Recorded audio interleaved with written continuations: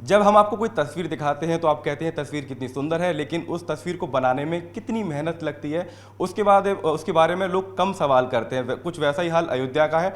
अयोध्या बहुत सुंदर लग रही है, सब कुछ राममय हो गया है, लेकिन अयोध्या शहर पूरी तरीके से उसकी प्लानिंग के तहत उसका पूरा नक्शा ही बदल दिया गया, उसको एक मॉडर्न ज़माने का बना दिया गया और साथ ही उसका ख्याल रखा गया, धार्मिक महत्व का भी उसका ध्यान रखा गया। तो कौन लोग हैं वो ये सब कर रहे हैं? उन्हीं में से एक शख्स हमारे साथ हैं, दीक्षु कुकरेजा जी हैं, और बहुत बड़े प्लानर हैं, अर्बन प्लानर हैं, डिजाइनिंग करते हैं, आर्किटेक्ट हैं। साहब, किस तरीके से अयोध्या आपकी टीम गई और उस समय अयोध्या किस तरीके से आप लोगों ने देखी, फिर बाद में क्या क्या हुआ, हमारे दर्शकों को पूरा विस्तार से बताइएगा। ज़रूर। देखिए, पहले तो मैं इसमें ये कहूँगा, जब इतना विशाल और इतना इम्पॉर्टेंट प्रोजेक्ट जो एक हिस्टोरिकल प्रोजेक्ट बनने जा रहा है, देश के लिए नहीं केवल दुनिया के लिए, इसमें एक आदमी का तो इसमें मैं नहीं कहूँगा कंट्रीब्यूशन है। मैं सबसे पहले तो क्रेडिट दूंगा जो गवर्नमेंट की विज़न रही है, जो गवर्नमेंट लीडर्स ने इसको जैसे इन्विजन किया और हमें ये प्रोजेक्ट को की रिस्पॉन्सिबिलिटी दी, और फिर जो एडमिनिस्ट्रेटर्स हैं, जैसे वहाँ पे mister Vishal Singh, Ayodhya development authority के कमिश्नर, और इतना उन्होंने इंपॉर्टेंट रोल प्ले किया, और भी बहुत सारे अफसरों ने। और इसके अलावा हमारी एक कंसोर्टियम थी, सीपी कुकरेजा आर्किटेक्ट्स, तो हम प्लानर्स हैं, हमारे साथ ली एसोसिएट्स कनाडा से और एल&टी इंफ्रास्ट्रक्चर, तो सब ने मिल के इस प्रोजेक्ट को जो आज आप देख रहे हैं, सभी को क्रेडिट जाता है। और ये प्रोजेक्ट एक ऐसा है जो मेरे हिसाब से एक एग्जाम्पल बनेगा, not just for how to convert a place into a global spiritual and tourism destination, but साथ में सस्टेनेबिलिटी को कैसे साथ लेके जाना चाहिए। अयोध्या की इम्पोर्टेंस हम सभी जानते हैं। जब हमने पहले वहाँ अप्रैल 2021, कोई आज से 2.5 साल पहले के से थोड़ा ज़्यादा समय होगा, बट जब इन्वॉल्व हुए तो Ayodhya was like any other old sleepy town, जहाँ infrastructure was crumbling, buildings were falling apart. इसकी हिस्टोरिकल सिग्निफिकेंस तो हम सब जानते हैं, but realistically city was not in that kind of state जो हमने इमेजिन करी है। आज वो टोटली ट्रांसफॉर्म हो गई है, और इसके लिए जैसा मैंने कहा बहुत सेंसिटिवली सोचना पड़ा है कि इसकी ओल्ड लेगेसी को रखते हुए हम कैसे इसे मॉडर्न बनाएं।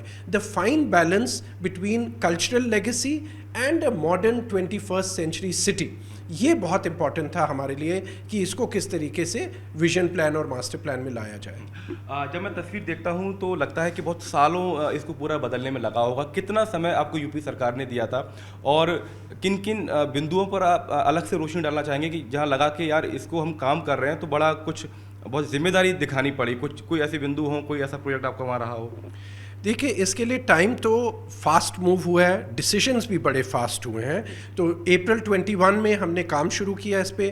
आज आपके सामने रियलिटी है, क्या अयोध्या बन गया है। और ऑफ कोर्स इसके आगे भी इसमें डेवलपमेंट होनी है, short term, medium term, long term. अभी तो ये शुरुआत हुई है और बहुत डेवलपमेंट यहाँ पे होनी है। इसमें खास बिंदुओं पे अगर मैं बात करूँ तो सबसे पहले ये था कि बेशक ये इसकी जो एक लोगों के माइंड में एक तरीके से ये तीर्थ यात्रा है। अगर कोई भी यहाँ पे आएगा, उनका ड्रीम होगा कि उन्होंने अयोध्या विजिट करना है, तो इसको किस तरीके से उनकी लाइफ का मेमोरेबल एक्सपीरियंस बनाया जाए। केवल एक मंदिर की दर्शन ही नहीं, बट वो एक्सपीरियंशियल क्वालिटी हम कैसे इस शहर की लाएं, जिसके बारे में हमने बचपन से पढ़ा है, लिखा है, सुना है। तो उसके लिए जैसे ही कोई यहाँ पे आएगा, पहले तो हमने ये कंसीव किया है कि वेलकमिंग विशाल द्वार क्रिएट किए जाएंगे, प्रवेश द्वार जो शहर के पे होंगे, और वहाँ से जब लोग एंटर करें, ऑलरेडी उनका कैरेक्टर ऐसा होगा, उनकी लुक ऐसी होगी कि you feel you are entering into an age old era place. और वहाँ पे प्रॉपर इंफ्रास्ट्रक्चर प्रोवाइड किया जा रहा है, जैसे कि धर्मशाला, मल्टी लेवल कार पार्क, ताकि बहुत ट्रैफिक अंदर ना आ जाए। सो सबसे पहले इंपॉर्टेंट चीज़ तो इसकी कनेक्टिविटी बाकी देश के साथ, प्रदेश के साथ और दुनिया के साथ। तो एक इंटरनेशनल लेवल का एयरपोर्ट, एक world class railway station, state of the art bus terminus, अच्छी रोड्स, चौड़ी रोड्स, ये सब कैसे लोगों को वहाँ तक लाएंगी। और उसके बाद आने के बाद हमारा एक गौर हमने इस पे जो बहुत किया वो ये था कि इसको कैसे राम राज की राम नगरी बनाया जाए, which is all about celebration of the common man. कि यहाँ पे कोई हम यहाँ शीशे की बिल्डिंगें नहीं लाना चाहते।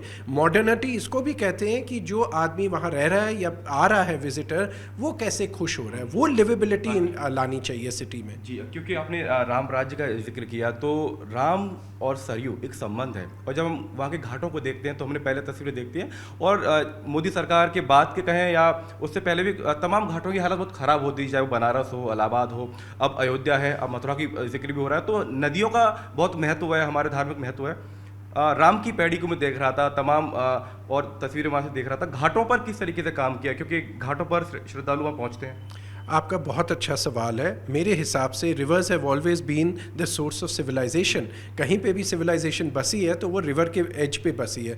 तो और हमारे देश में अफसोस है कि घाटों का और रिवर्स को एक तरीके से बैक ड्रेन की नौबत पे आ गई थी। तो हमारे लिए भी बहुत इंपॉर्टेंट ये हमारे विजन में था कि सरयू रिवर को कैसे वो इम्पॉर्टेंट पब्लिक स्पेस का रोल दिया जाए और कैसे उसको रिवाइव किया जाए। तो यहाँ पे बहुत सुंदर घाट, अलग अलग घाट की प्लानिंग करी गई है जो यहाँ डेवलप होंगे, और ये एक तरीके से सिटी का स्पाइन बन रहा है जो सिटी के लिए एक पब्लिक स्पेस है। तो जब मैं रामनगरी की बात करता हूँ, बात ये है कि यहाँ पे सिर्फ विशाल बिल्डिंगें बना के नहीं नगर बस जाता, लेकिन हम किस तरीके की रोड, किस तरीके के साइड वॉक, किस तरीके का पब्लिक स्पेसेस, पब्लिक फैसिलिटीज़, बेशक वो सड़क के साइड पे बेंच ही क्यों ना हो, या सुंदर सा लैंप पोस्ट ही क्यों ना हो, या शेल्टर ही क्यों ना हो, ये फैसिलिटीज़ भी शहर की ब्यूटी बनाते हैं और फंक्शनैलिटी बनाते हैं। तो हमने पब्लिक स्पेसेस पे बहुत इंपॉर्टेंस दी है, जैसा आपने घाट्स की बात की, या वहाँ पे कुंड हैं। अब कितने शहर हमारे बेंगलोर, चेन्नई और कितने अनगिनत शहरों की हालत हम देख रहे हैं कि लेक्स ही डिस्ट्रॉय हो रही हैं।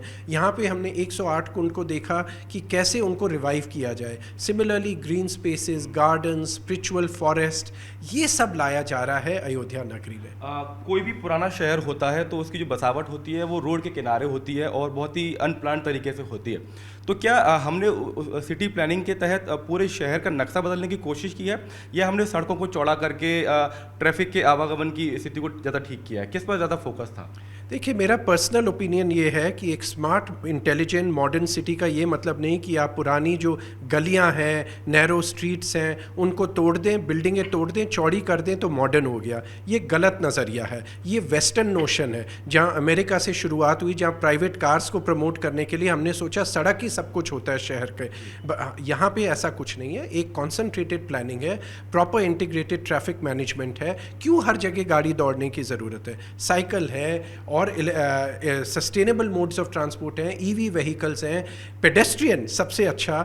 तो ये सब चीज़ों को हमने इंटीग्रेट किया है, और जो नैरो स्ट्रीट्स हैं उनको सेलिब्रेट किया गया है। लेकिन यस, जो खुली नालियाँ होती हैं, बिजली की तारें ऊपर से लटक रही होती हैं, साइनेज हमारे पुराने शहरों में सब इधर उधर से साइन गिर रहे हैं, हर आदमी ने अपना साइनेज लगा लिया है। आपने पढ़ा होगा कि हमने यहाँ तक सोचा कि जैसे कोका कोला जो पूरी दुनिया में जानी जाती है और उनका लाल साइनेज होता है, अयोध्या में आप लाल साइनेज नहीं देखेंगे। उनको भी साइनेज का नियम फॉलो करने पड़ेंगे, जो हम यूनिफॉर्म साइनेज की बात कर रहे हैं। तो इसमें क्या मुश्किल है करना? इसमें कितने करोड़ों लग जाते हैं? तो एक सोच की बात है, और मैं तो इसको फिर से क्रेडिट दूंगा कि सरकार जो इस चीज़ को मानती है और करना चाहती है इसको इम्प्लीमेंट, इसी से तो शहर ब्यूटीफुल बनता है। तो हमने ये सब चीज़ें सोची हैं, ना कि हम पुरानी बिल्डिंग है इसको तोड़ डालो। हम वो कॉन्सेप्ट पे वापस जा रहे हैं जो हमारी एज ओल्ड इंडियन सिटीज़ में रहा है, नीचे दुकान ऊपर मकान। इसके इतने एडवांटेजेस होते हैं, सेफ्टी, सिक्योरिटी को ले लो, कोई अंधेरे में कुछ नहीं होगा क्योंकि नीचे रात दिन में दुकान चल रही है तो ऊपर रात को मकान। That means residential activity thrive कर रही है। कोई ऐसी चीज़, वैसे तो पूरी अयोध्या ही बहुत सुंदर लग रही है, कोई एक ऐसी चीज़ जो आपको लगता है कि जब राम भक्त वहाँ पहुँचेंगे, राम के जो श्रद्धालु वो पहुँचेंगे, उनको बहुत भाएगी, उनको बहुत अच्छी लगेगी? कोई एक ऐसी चीज़ आप बताना चाहें दीक्षु कुकरेजा जी?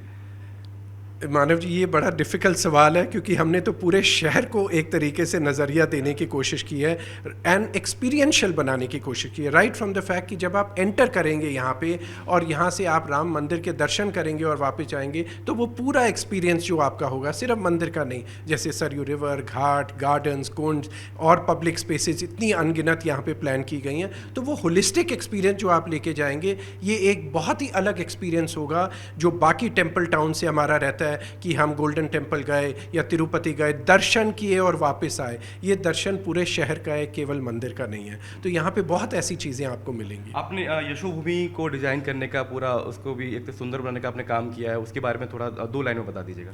मैं केवल ये कहना चाहूँगा कि ये बहुत गर्व की बात है जिस तरीके से हमारे देश की प्रगति हो रही है, और आदरणीय प्रधानमंत्री जी और जो पूरी हमारी गवर्नमेंट है किस तरीके से बड़े प्रोजेक्ट्स आ रहे हैं। तो ये तो हमारे लिए एक बहुत ही ग्रेट अपॉर्चुनिटी है कि हमने G20 में इतनी पार्टिसिपेट किया। हमारी CP कुकरेजा आर्किटेक्ट्स ने यशोभूमि जैसा विशाल प्रोजेक्ट जो दुनिया के टॉप कन्वेंशन सेंटर्स में आज की डेट में गिना जाएगा, वो क्रिएट किया गया। तो ये टेक्नोलॉजिकल मार्वल्स जो आते चले जा रहे हैं देश में, हमारी तो एक छोटी कंट्रीब्यूशन है। मैं कहता हूँ पूरा देश मार्च अहेड कर रहा है, बट इसकी जो ट्रांसफॉर्मेशन हो रही है और इसका जो रिपल इफेक्ट होगा हमारी इकोनॉमी पे, कल्चरल इम्पैक्ट, ग्लोबल इम्प्रेशंस जो आ रहे हैं, बिजनेसेस जो यहाँ आना चाह रहे हैं, इन सभी पे आ रहा है। तो यशोभूमि भी एक इस तरीके का वर्ल्ड क्लास कन्वेंशन और एग्जीबिशन सेंटर हमने बनाया है जो दिल्ली के द्वारका T3 एयरपोर्ट के बगल में। और इससे जितना इकोनॉमिक रेवेन्यू आएगी, ये जो आपकी माइस जिसे कहते हैं, मीटिंग्स और कन्वेंशंस और एग्जीबिशंस की ये वेन्यू है,